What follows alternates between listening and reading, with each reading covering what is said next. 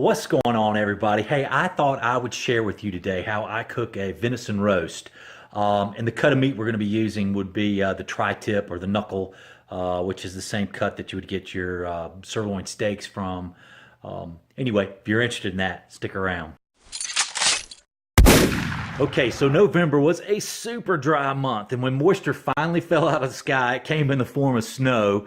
Not very good for mushroom hunting. However, I did manage to get some deer hunting in. Okay, so the roast that we're going to use actually comes from the hind quarter, and once I deboned it, I could seam it out at that point, which really means just separating the 4 cuts of meat that are found in the hind quarter, which are going to be the top round, the bottom round, the eye of round, and the knuckle, which is what we're going to use as a roast. Okay, so once we've removed the knuckle or the tri-tip, whatever you want to call it, once we remove this roast from the hind quarter, all we have to do at this point is just clean it up a little bit, get rid of any of the sinew or connective tissue and any of the dark meat from the aging process. There's really not too much fat on this particular cut of meat, which is good because the fat on a deer is just super chalky and the taste is less than desirable. Okay, so the first thing we're going to do is preheat the oven to 425, and then while that's heating up, all we got to do is add a little olive oil to the roast, salt and pepper to taste.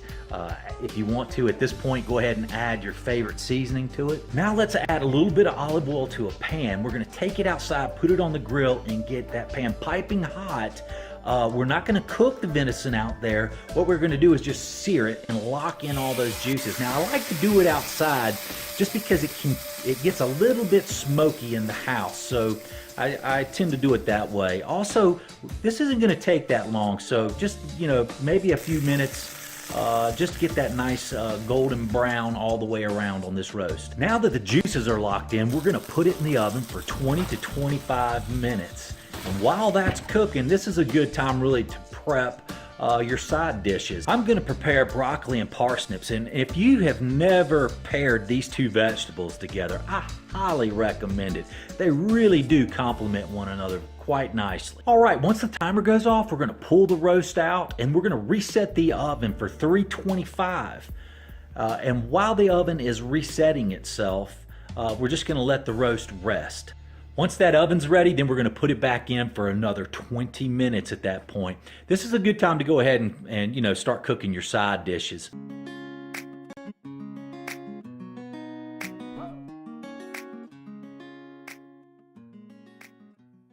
All right, let's pull it out. Let's cover it with some foil. We're going to let it rest for 10 minutes, and then we're good to go. All right, so here we go, the moment of truth here. Let's cut into this guy. Oh yeah, look at that. Perfectly cooked. Nice and pink on the inside. Really nice and moist. Look at the juices flowing off of that. That is really, this has to be the best way to do this roast. Perfect.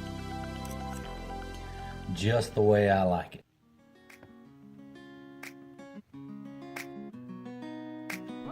Oh my God, that's so good. And the horseradish. Ooh, you gotta like it. Okay, too much horseradish. Ooh, oh, that'll light you up. That is so good.